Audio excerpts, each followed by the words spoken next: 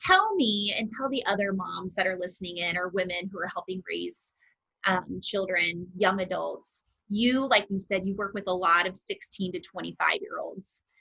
What do we need to be aware of in terms of the most critical issues that you see young adults facing? Well, first I would say this, and prior to leading the spring training, I spoke at an event, and then after the event, the gentleman who organized this particular event said there is 5 girls from one of the Olathe high schools that would like to ask you some questions. Okay, and so we went into a private office and along with their soccer coach and we began to dialogue. And one of the things that I felt like I needed to say to them, and you could tell they were high achieving young girls that could be very successful, and they're going to have so many opportunities for them in their lives. And some of them will probably lead companies and just do some amazing things. And I said to them, I said, look, don't let the world tell you that being a mother and a wife isn't the most important thing in the world, because it's really important roles. It's just like my number one role is to be a husband and a father.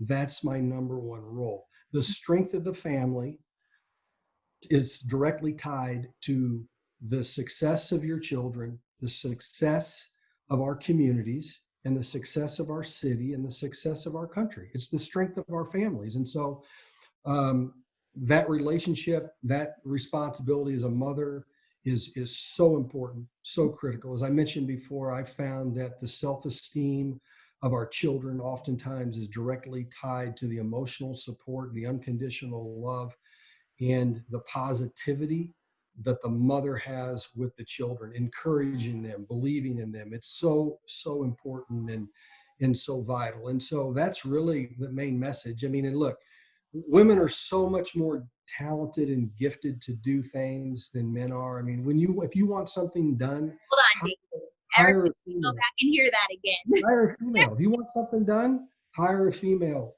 Partner with a female to get it done, because I'm so right. they Yes. stay on task. They dot the I's, they cross the T's, and then there's many things that a male can do, different things that they're more equipped to do as well. But we've got to respect that and honor that and believe in that. And so, but Yes. you know that would be my main message. I really believe that we put so much pressure on our young boys to to achieve and to be successful, and you can't make a mistake, and because we tell them they can't make mistakes, they become fearless and being aggressive in certain areas, and you know, we need our boys to be fearless, and we need our boys to fight for those that are weak, and fight for those who are disadvantaged. And I was counseling a young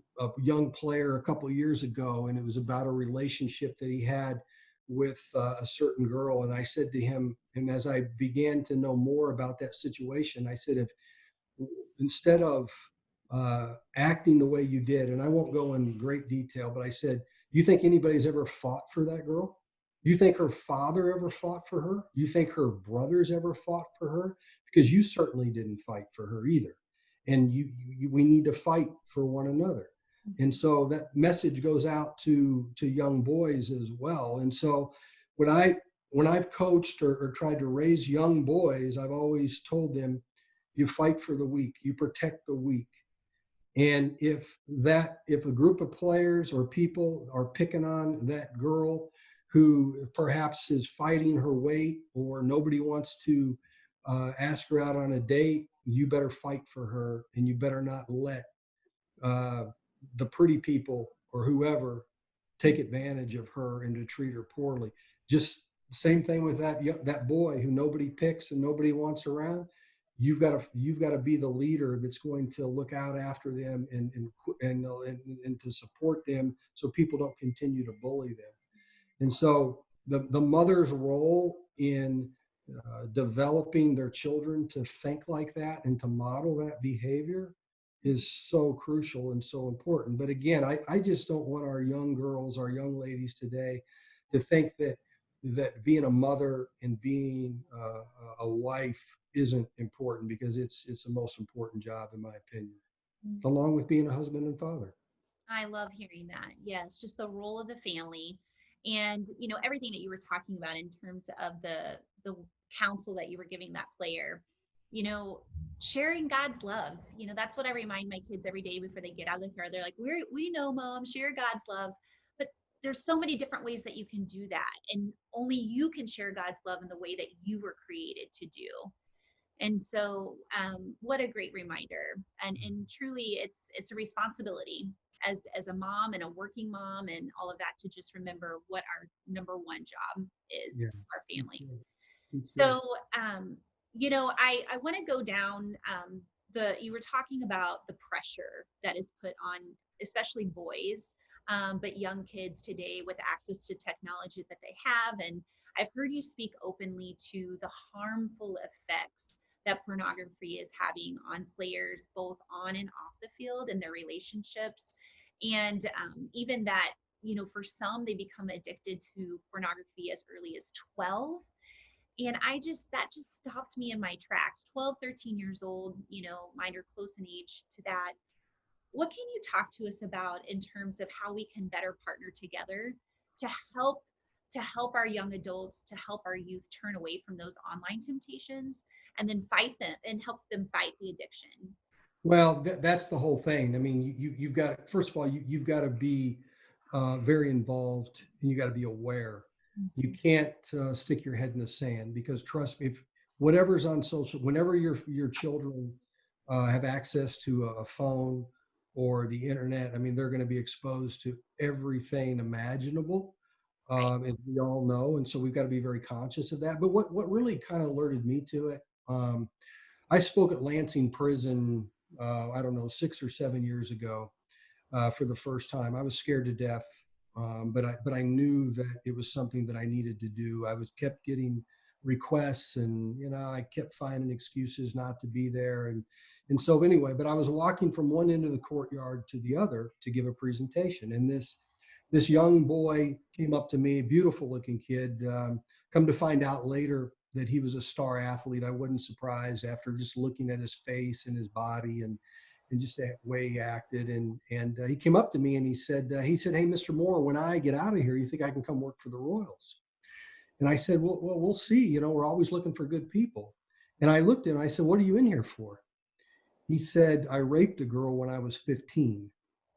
And I said to him, I said, "When did you first see pornography?" And he said, "When I was 12." And so again, and that kind of alerted me right there. And so reflecting back on that day and that moment, and what I know about working with 16 to 25-year olds, boys, males, pretty much my entire life, a lot of the major issues that they've had as it pertains to dysfunctional relationships can be traced back to, pornography, either addicted to pornography or being exposed to pornography at some level. I first saw pornography when I was 20, 21 years old, right? And I realize and I understand the distorted view that it gave me of what an intimate relationship should be about. But I was 20, 21 years old. And yes, my mind wasn't fully developed yet either, but I couldn't imagine trying to deal with this at 12, 13, 14, 15 years old. But it's not just males, Miranda. It's a lot of the females as well. You know what? I'm 53 years old, but when we were males growing up, and going through the relationship process, the girls would say no. And truthfully, we were thankful they did, because we didn't know what we were doing either, right? But I'm Right. not sure that's happening a lot now in a lot of circles. I think in some cases, girls are just as aggressive, I'm told. Right. Right? And so if raising a 24-year-old now and a 21-year-old and an 18-year-old, I mean, and listening to some of the things that they share. And so we just got to be conscious of it. And again, it goes back to that healthy relationship in the home. We do a lot of work with the importance of respecting women, with teaching our players, and our son has not historically dated a lot, but he's dating a girl now. And I was reminded yesterday, after a long walk with Avery Jane, our middle, that, Dad, I don't know if he's opening the door for this girl. I don't know. I mean, I don't know if he's showing as good as manners as he should. I mean, so those things are still very, very important. And and I don't think it's old fashioned. I just think it's the right thing to do. So right, do the right thing. Yeah. Yes. So true. So let's take you back to your college days. Yes, there were no smartphones. So that was probably a good thing in many ways. But let's go back. You played in the 80s, and I'm Mhm. an 80s girl. I was born in the 80s. So talk to us about if you were entering today a college baseball program, what would be, you think, the same and what would be different?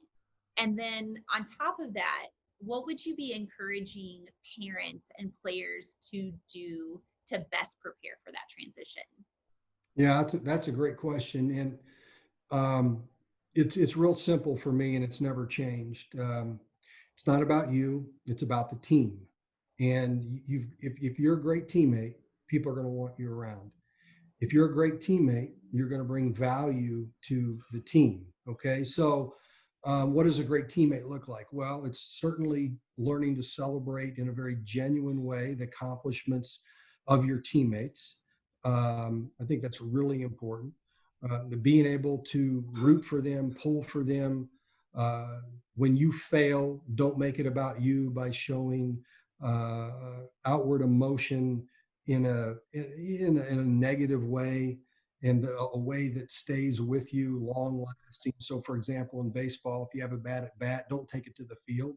I mean, you got a little bit of time. Yeah, you're frustrated. Yeah, you're discouraged, but you've got to get through it and then be positive out there on the field. If you make an error, you don't throw your glove, you don't react in a negative way.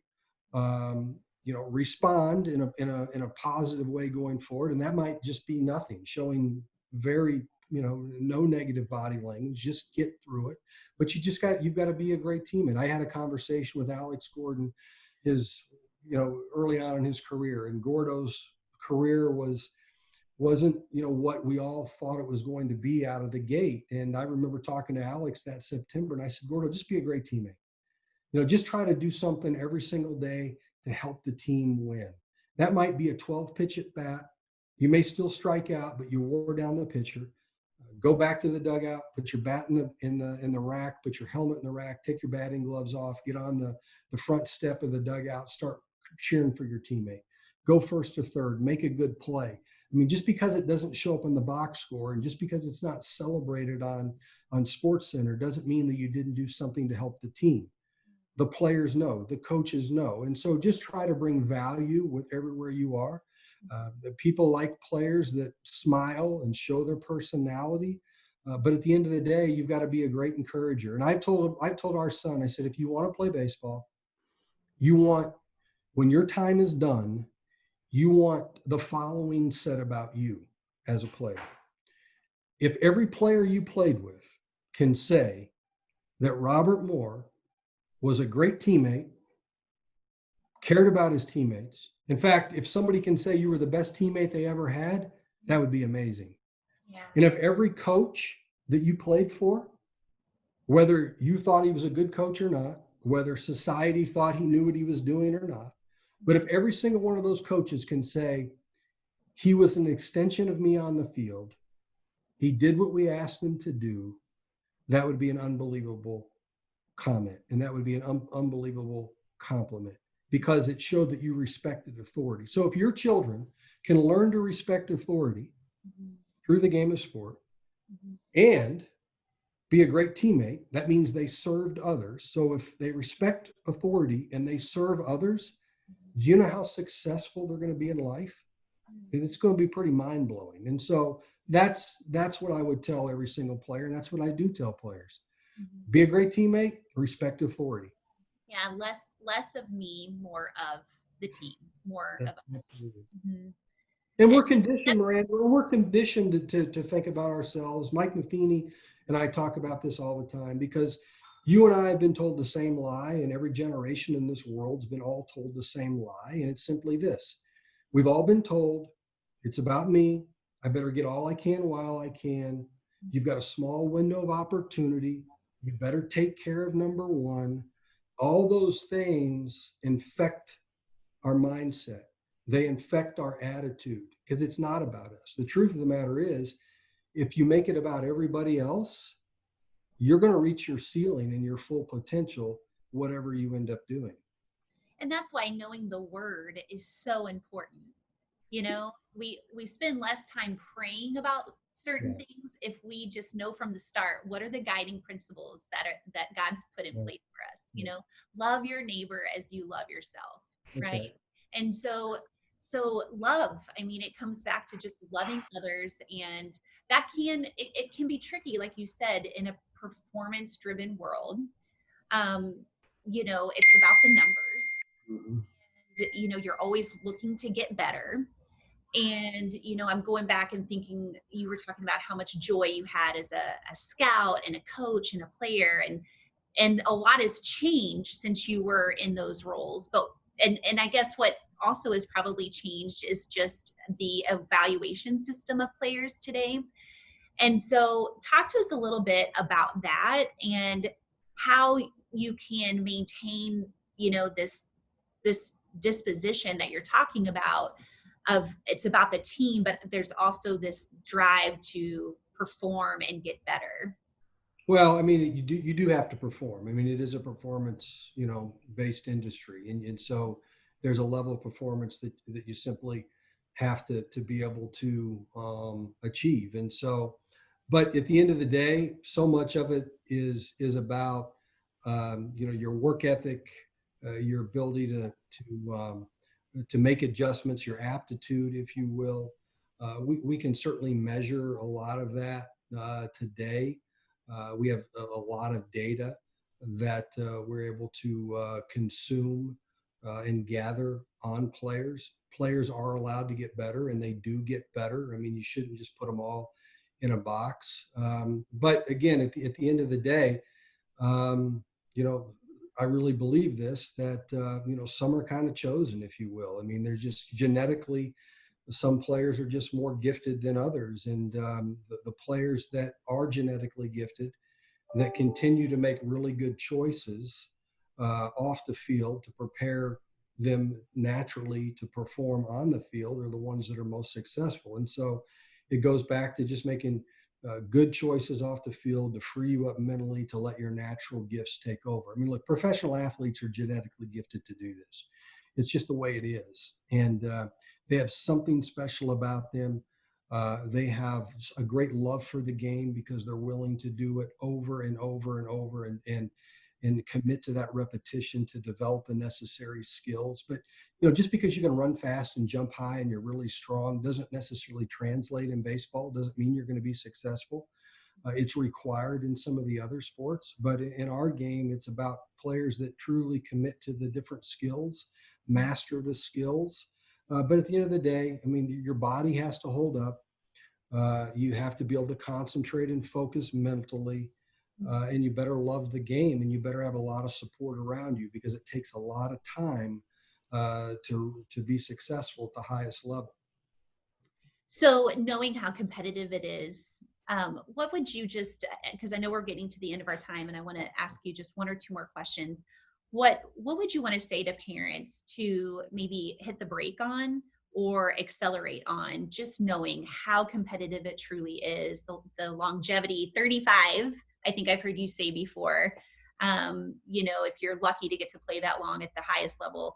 So what do you see that parents are doing really well to help students, or student athletes, and what do we need to just take the Well, again, I think you got to look at it as an opportunity, Miranda. Use sport, use as a platform to just simply help your son or daughter grow as a leader. Just look at it as a platform to help them grow them as a leader. And so, I love that. it's a minor miracle to play in the NFL or the NHL or the NBA or Major League Baseball. A lot has to go right, and there's so much competition out there. And so, no, you got to know what the end game is, and the end game is most of them are going to be done after high school.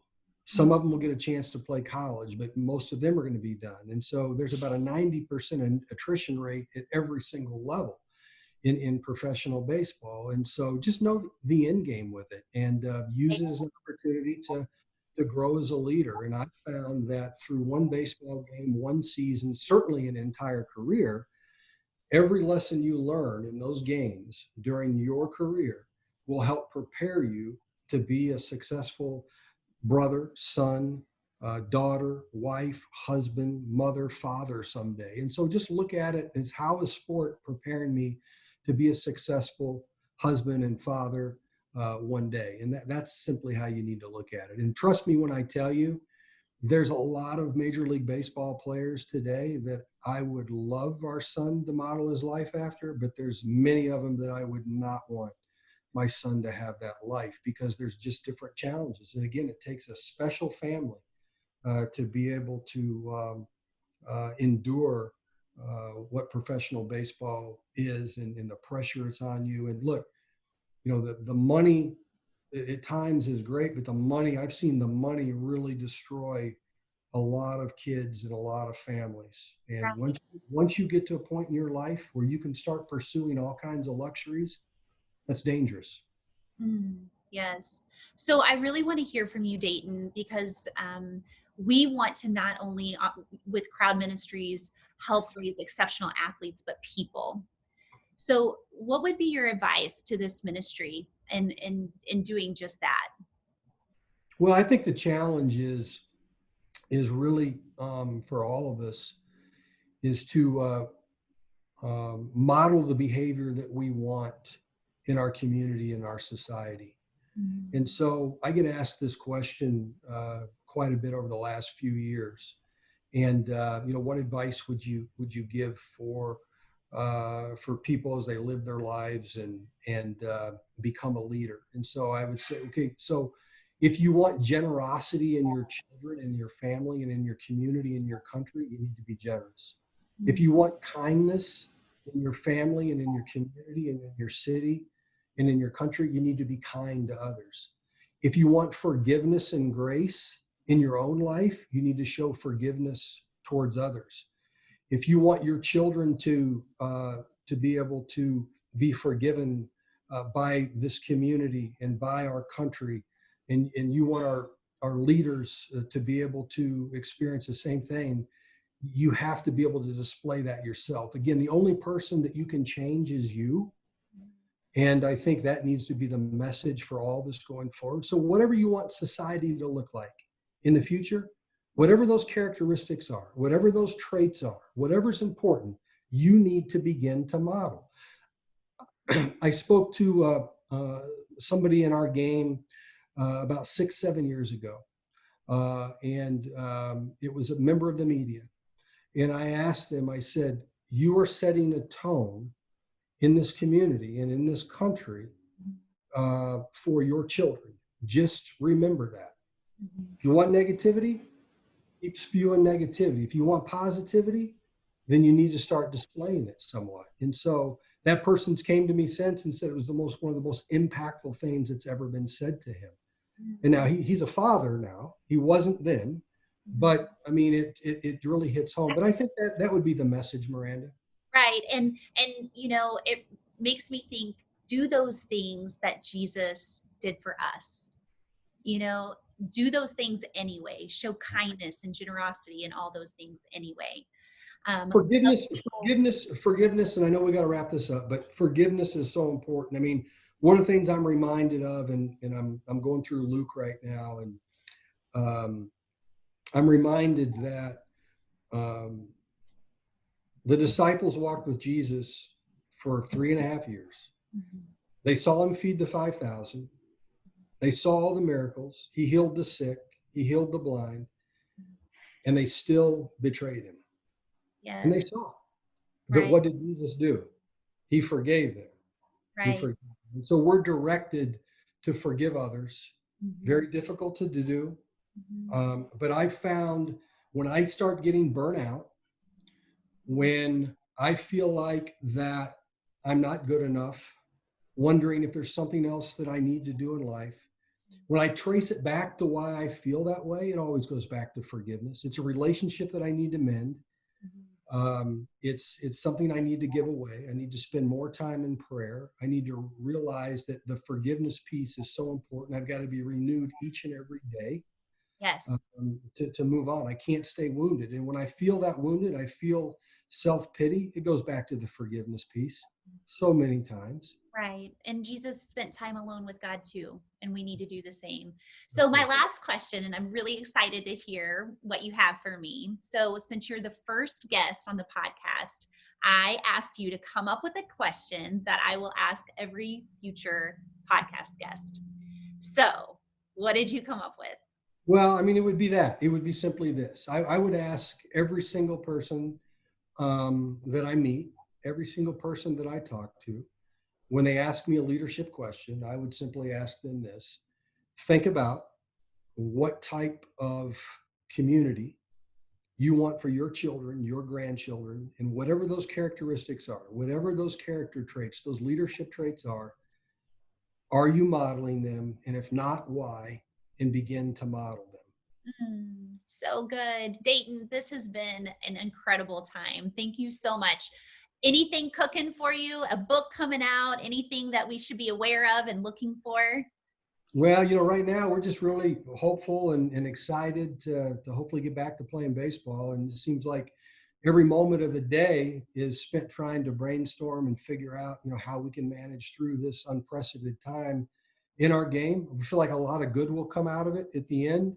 At times it's hard to see that, but we know that we will. And I'm so thankful that we serve a God that's got it all figured out. Oh We've my already goodness, we've yes. already won, and it's our opportunity to be hopeful and cheerful and positive, through this unprecedented time. Oh, so true. Well, just know we at the crowd, we are praying for you as you lead this organization. And we all here in Kansas City, I know, can't wait to hear those magical words, play ball. There you So, go. yes. So, you guys, if this has been a blessing to you, which how could it not be? I'm sure there's something that is just really speaking to you right now in this season. Please download this podcast, share it with other people, as hopefully it'll be a blessing to them as well. And you can learn more about things going on with the crowd at crowdministries.com and at Crowd Ministries across social media platforms. But Dayton, again, I just want you to know, thank you for being such an incredible leader in your home and for this organization and across the city. We are a better community because of your leadership. So from the bottom of my heart, thank you for your Well, time. thank you. And I say this: if there's anything good in me, it comes from God. And I appreciate the opportunity to be with you today. Love to your family, and be praying for your ministry. Thank you so much, Dayton. Have a wonderful rest of your day. Okay, Miranda. Thank you.